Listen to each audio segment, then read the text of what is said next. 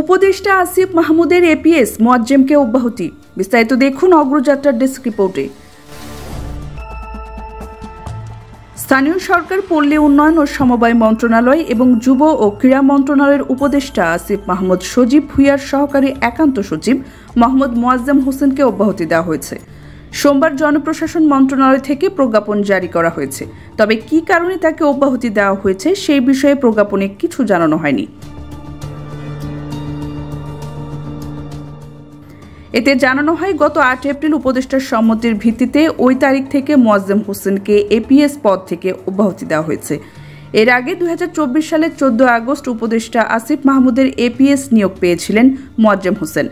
নিয়োগের প্রজ্ঞাপনে বলা হয়েছিল, আসিফ মাহমুদ সজীব ভুঁইয়া যতদিন এ পদ অলংকৃত করবেন অথবা মোহাম্মদ মোয়াজ্জেম হোসেনকে সহকারী একান্ত সচিব পদে বহাল রাখার অভিপ্রায় পোষণ করবেন, ততদিন এ নিয়োগ আদেশ কার্যকর থাকবে।